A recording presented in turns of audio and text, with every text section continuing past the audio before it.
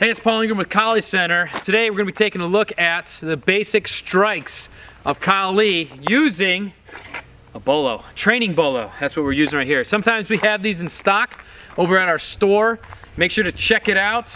I got the link down in the description below. So if you're looking for a good training bolo, you can find one from us at Kali Center. You get a really nice sheet that comes with it as well.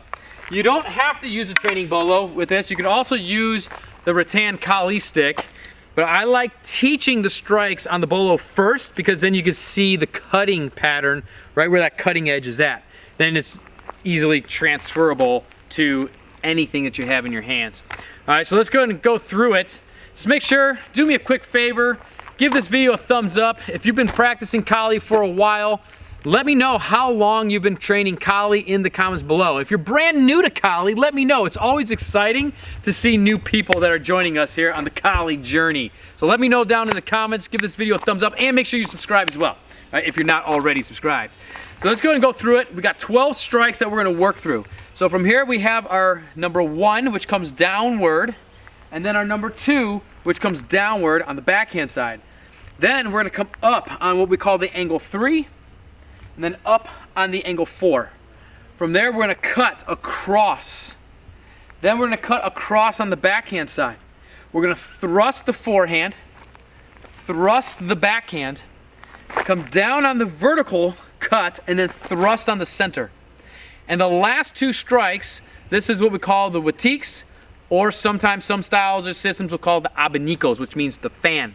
We're gonna come out 1 fan and 2 fan, or abanico strikes. And that's our 12. Let's count it out, make sure we got all 12.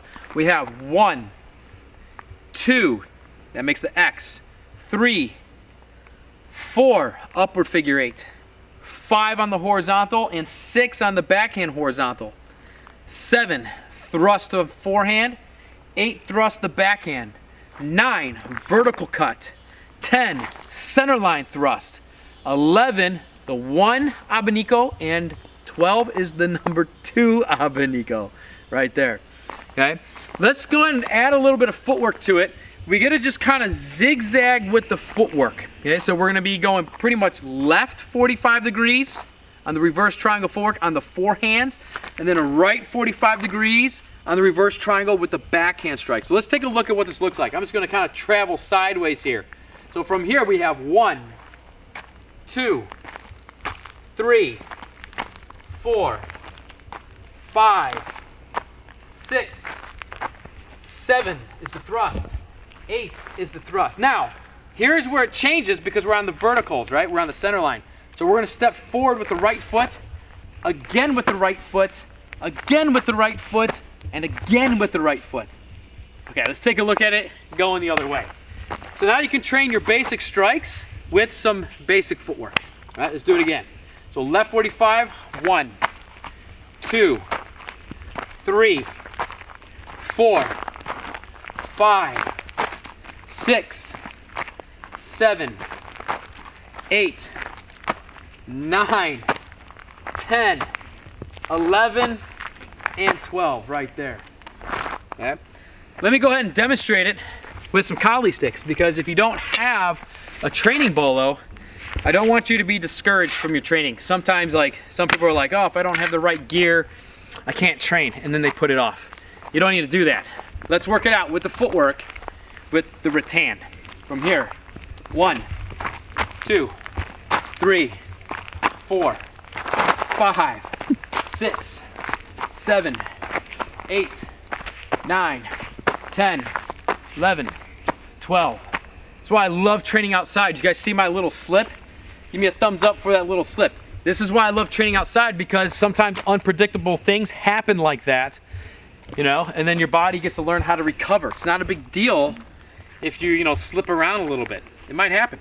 Let's do it one more time, going back this way. Ready? 1, 2, 3, 4, 5, 6, 7, 8, 9, 10, 11, and 12 right there.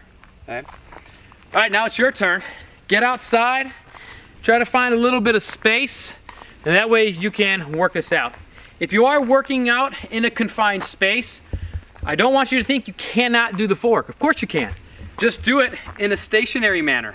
Okay, so you can go 1, 2, 3, 4, 5, 6, 7, 8, and then look, 9, 10, 11, and 12. So you can work it out even if you don't have a lot of space.